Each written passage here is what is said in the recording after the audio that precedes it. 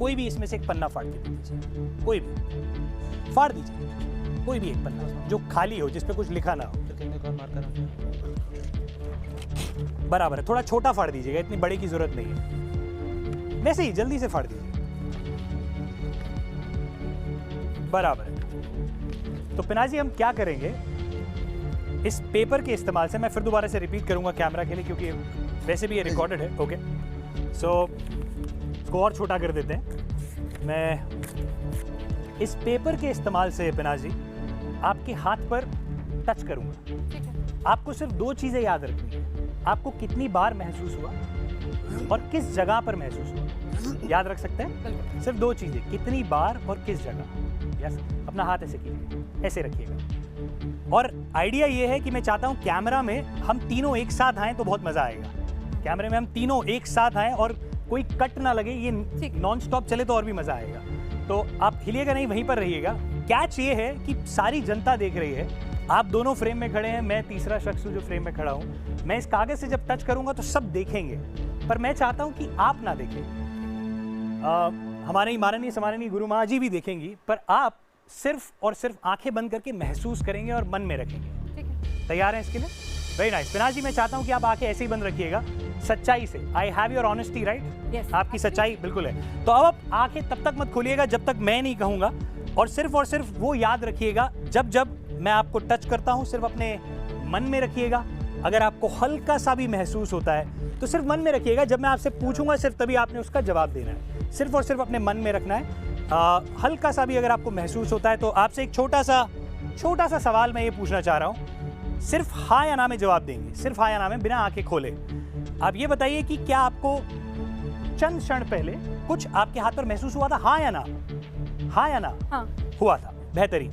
याद रखिएगा, मैं आपसे एक सवाल और पूछूंगा, जब मैं सवाल पूछूंगा सिर्फ तभी आपने उसका जवाब देना है। आपको सिर्फ अपने मन में रखना है और जब मैं पूछूंगा सिर्फ तभी जवाब देना है। Just keep everything in your mind. एक छोटा सा सवाल और है मेरा आपसे पिनाज जी, और वो सवाल ये है सिर्फ इतना ही कि क्या आपको दूसरी बार महसूस हुआ, हाँ या ना? हाँ। हुआ।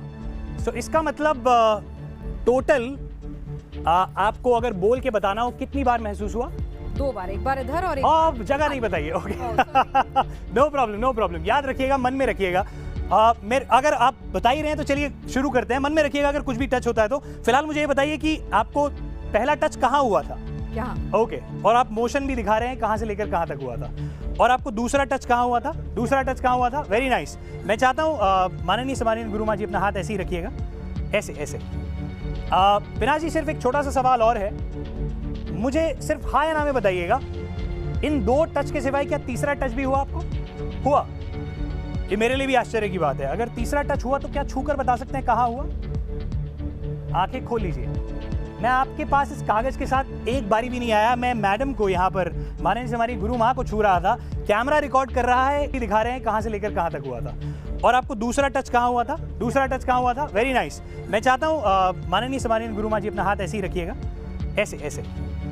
पिनाज जी, सिर्फ एक छोटा सा सवाल और है, मुझे सिर्फ हाँ या ना में बताइएगा, इन 2 टच के सिवाय क्या तीसरा टच भी हुआ आपको? हुआ? ये मेरे लिए भी आश्चर्य की बात है। अगर तीसरा टच हुआ तो क्या छूकर बता सकते हैं कहाँ हुआ? आंखें खोल लीजिए।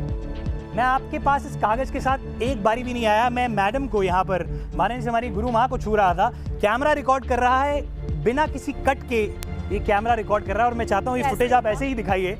मैं यहाँ टच कर रहा था क्योंकि मेरी आंखें, और आपको एक फेदरी लिटिल टच, अगर मैं आपके हाथ पर छूकर वापस से बताऊं, ऐसा ही सेम एग्जैक्टली यही कागज जो मैंने अपनी जेब से भी नहीं निकाला, मुझे माननीय सम्माननीय ने पीछे गुरुजी ने दिया है, आपके हाथ पर टच किया। तो मैं अब ये दिखाने के बाद देखिए, मैं किसी को मनाना नहीं चाहता। मैं नहीं चाहता कि कोई मुझे माने, क्योंकि मैं एक मिनट मुझे कंप्लीट करने दीजिए। मैं आपसे हाथ जोड़ के फिर दोबारा भेज रहा हूं। मैं यहाँ अपनी कला का परचम लहराने नहीं आया, मैं यहाँ किसी को मनाने नहीं आया, मैं यहाँ किसी को नीचा दिखाने नहीं आया। मैं खुद भी धर्म का प्रचारक हूँ। मैं कहीं ना कहीं धर्म को अपनी जिंदगी में, अपने शोज में यूज करता हूँ। मैं कहता हूँ जब ये एक्ट दिखाने से पहले कि सैटेलाइट तो अब आई है, जिसको हम साइंस से विजात करते हैं। पर महाभारत में संजय, जो कि एक कैरेक्टर थे, हमें पता है वो कौन थे हमारी महाभारत में, उन्होंने धृतराष्ट्र जी को और उनकी पूरी टीम को हजारों किलोमीटर दूर बैठे हुए पूरी महाभारत का विवरण किया था जब वो महाभारत चल रही थी। तो वो उस समय तो सैटेलाइट नहीं थी, कोई टेक्नोलॉजी नहीं थी, तो वो क्या था? वो एक एनर्जी का प्रयोग था, वो एक टेक्निक थी जो उनके पास मौजूद थी और साइंस आज उसको सैटेलाइट का नाम देता है। एक्चुअली में अगर आज हम ये कहते हैं कि ये एटम बॉम्ब हाइड्रोजन बॉम्ब है, हम साइंस का नाम जोड़ देते हैं। उस समय पर अगर आज आप बटन दबाएंगे, मिसाइल जाएगी किसी टारगेट पे, फटेगी, वापस नहीं आ सकती। पर उस समय पर भगवान विष्णु के पास, आज भी भगवान विष्णु के पास शायद वो टेक्नोलॉजी थी और वो सिर्फ डिस्ट्रक्टिव नहीं थी। अगर किसी ने गलती करी, चक्र छोड़ा और जहां उन्होंने माफी मांगी, उनको लगा कि नहीं सामने वाला माफी मांग रहा है और वो गिल्टी है, चक्र वापस आया। अगर रावण आज के जमाने में प्लेन है, एरोप्लेन है, हम कहते हैं राइट ब्रदर्स ने बनाया, तो रावण जी के पास पुष्पक विमान था। बिल्कुल था। दोनों तो हनुमान जी एक एरोनॉटिकल इंजीनियर थे, हो सकता है उनके पास वो इंजन हो जो उस समय पर किसी के पास नहीं था, वो खुद ही उड़ जाते थे। आप आध्यात्म की शक्ति को मान रहे हैं? बिल्कुल 100% मान रहा हूं, पर मैं ये कह रहा हूं तो फिर वहां प्रश्न चिन्ह क्यों? नहीं, मेरे पास तो कोई प्रश्न चिन्ह नहीं है। मेरा सिर्फ एक ही सवाल है कि अगर जब शंकराचार्य जी ने कहा कि किसी के चाचा भतीजे का नाम बता देने तो अगर कोई बड़ा है, प्लीज अगर आप हमारे धर्म में अगर कोई भी इस समय पर, जिसके लिए देखिए कोई रेफरेंस होता है, जैसे हमारे इंडिया में कोई भी प्रधानमंत्री बन सकता है, कल हो सकता है कि आप इतने गुणों के साथ प्रधानमंत्री बन जाएं। तो अभी फिलहाल हमारे देश को रिप्रेजेंट कौन करता है? माननीय सम्माननीय Narendra Modi ji as prime minister, या हमारे प्रेसिडेंट। ये दो ही शख्स हैं। अगर हम गवर्निंग बॉडी में देखेंगे तो नरेंद्र मोदी जी। तो अगर हम रेफरेंस लेंगे, हम न्यायपालिका का लेंगे या चलते हुए किसी इंसान का, वो क्या कह रहा है, हम नरेंद्र मोदी जी का लेंगे या चलते हुए किसी इंसान का? तो शंकराचार्य जी अगर कुछ कह रहे हैं तो, या वो महामंडलेश्वर कुछ कह रहे हैं, या कोई भी कुछ कह रहा है। Let me counter. देखिए मैंने वापस से, मैं इसका सर ज्ञानी नहीं हूँ। ज्ञानी नहीं हो तो अगर ज्ञान ले लो ना, नहीं हो तो जो चीज नहीं है लेने में बुराई नहीं। बिल्कुल दीजिए, कुछ सीखा आपसे। अगर आपके पास कोई चीज नहीं है तो ले लो, कोई बुराई तो नहीं ना। देखिए मैं पूरे मान सम्मान के साथ मैं तो बोल रहा हूं, पर मुझे कहीं ना कहीं अपने मान सम्मान में कमी लग रही है। मेरे को कहीं ना कहीं अपने मान सम्मान में कमी लग रही है। आप हमें मदारी बोलें, आप कुछ भी बोलें, पर सम्मान करना नहीं रहेगा। किसी ने नहीं बोला, किसी ने। जी देखिए जी, तो मैं सिर्फ नमन कर सकता हूँ, सिर्फ नमन कर सकता हूँ जी, और अपनी कला।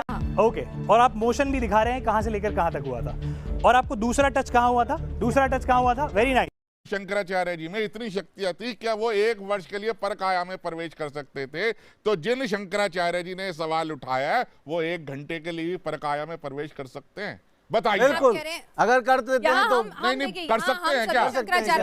मैं इसका ज्ञानी नहीं। आप मुझे बताइए ना। शंकराचार्य जी पर सवाल उठा रहे हैं। नहीं, उनके पास शक्तियां नहीं है। आप ऐसा नहीं हो सकता। रसगुल्ला खा ले, आप रसगुल्ला खा ले और चाशनी से भरे। ये कहा आप शंकराचार्य जी पर सवाल उठा रहे हैं। नहीं, यही बोला इन्होंने। और क्या है? उन्होंने कहा उनके पास नहीं है शक्तियां कि वो 1 घंटे भी कर सकते हैं। आप बताइए। उन्होंने कहा हर व्यक्ति की, हम यहाँ पर देखिए सभी सनातन से जुड़े हुए तमाम धर्मगुरुओं का, चाहे फिर वो पंडित धीरेन्द्र शास्त्री हो, शंकराचार्य जी हो, सभी का पूरा सम्मान है।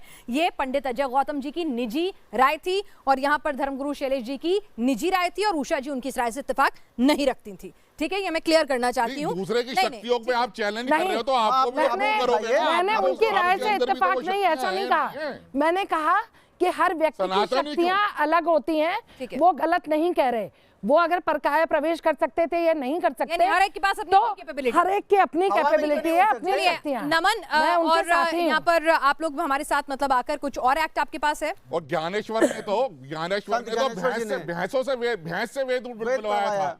हमारे यहाँ ये भी इतिहास है महाराष्ट्र में। गधा के मुख से वेद का मंत्र बुलवाया गया। शायद एक चीज की क्लैरिटी नहीं है, मैं फिर से बता दूं। यहाँ पर पंडित धीरेन्द्र शास्त्री की शक्ति पर कोई सवाल नहीं उठा रहा है। सवाल जो वो दावे करते हैं चमत्कार के, उन्होंने कभी कोई दावा नहीं, कोई कुछ नहीं कहा। उन्होंने कहा मेरे पास कोई शक्ति नहीं है, जो शक्ति दरबार हनुमान जी सब सुपरमेसी की बात है।